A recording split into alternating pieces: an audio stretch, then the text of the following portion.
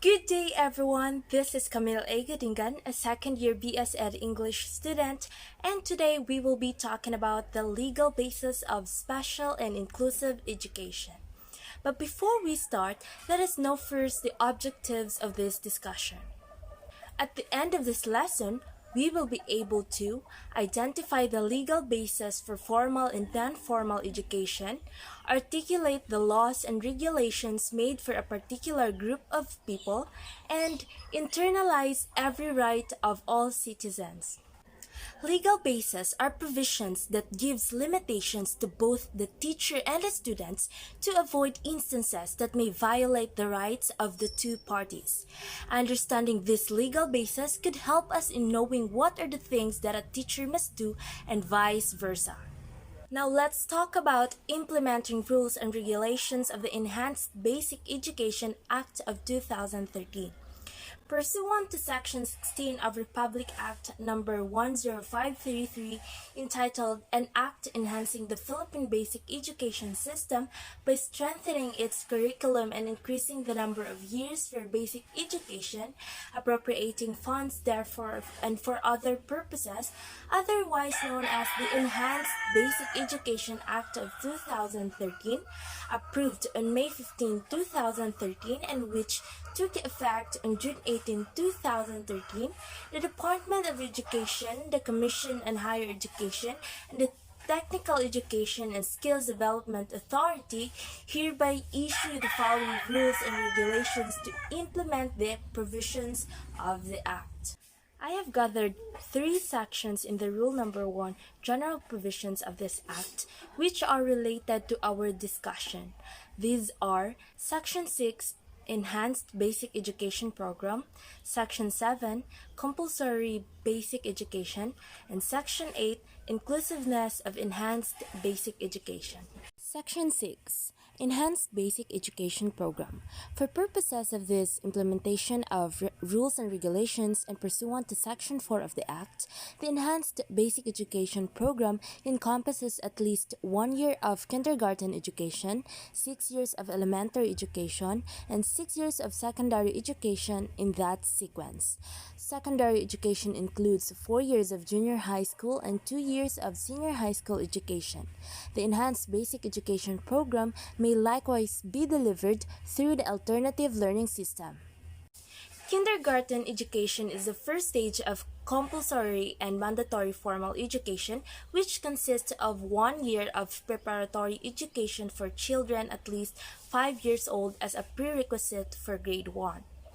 Elementary education refers to the second stage of compulsory basic education, which is composed of 6 years. The entrant age to this level is typically 6 years old. Secondary education refers to the third stage of compulsory basic education. It consists of 4 years of junior high school education and 2 years of senior high school education. The entrant age to the junior and senior high school levels are typically 12 and 16 years old respectively. The DepEd may allow private educational institutions flexibility in adopting the program provided that they comply with the DepEd prescribed minimum standards consistent with the Act. Section 7. Compulsory Basic Education. It shall be compulsory for every parent or guardian or other persons having custody of a child to enroll such child in basic education, irrespective of learning delivery modes and systems, until its completion as provided for by existing laws, rules, and regulations. Section 8. Inclusiveness of Enhanced Basic Education.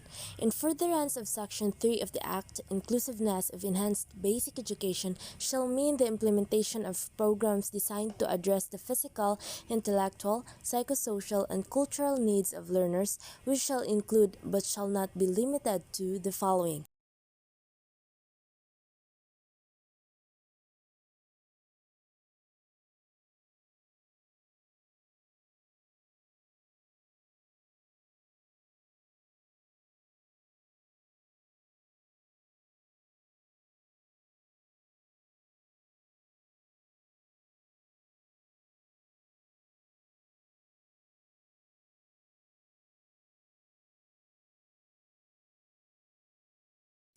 When I was in grade 7, previously known as first year high school, I used to complain about the implementation of K-12 curriculum.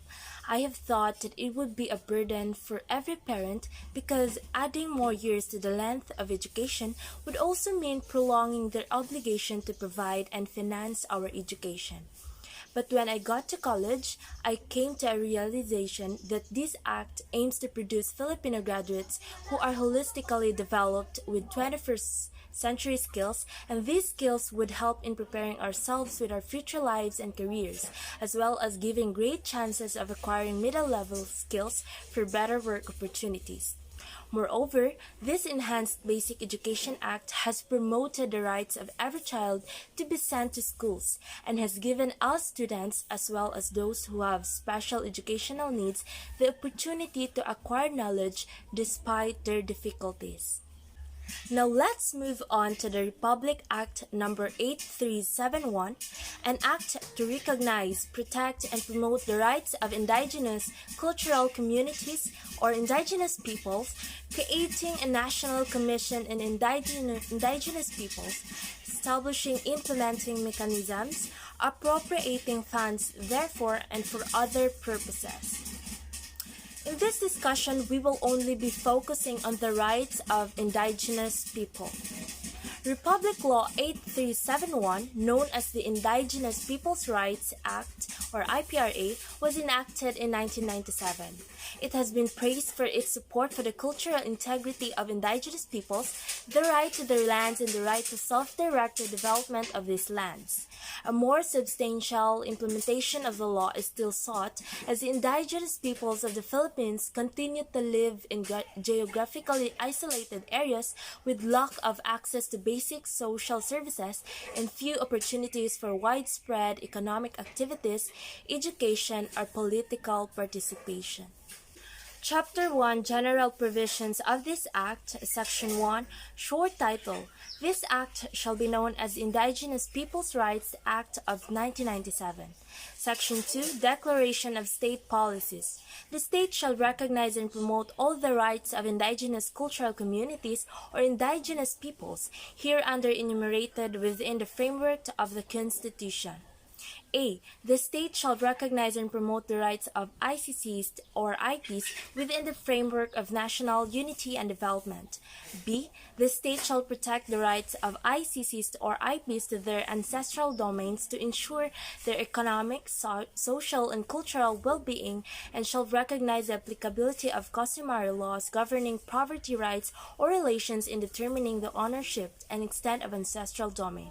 C. The state shall recognize, respect, and protect the rights of ICCs or IPs to preserve and develop their cultures, traditions, and institutions. It shall consider these rights in the formulation of national laws and policies. D. The state shall guarantee the members of the ICCs or IPs, regardless of sex, shall equally enjoy the full measure of human rights and freedoms without distinction or discrimination. E.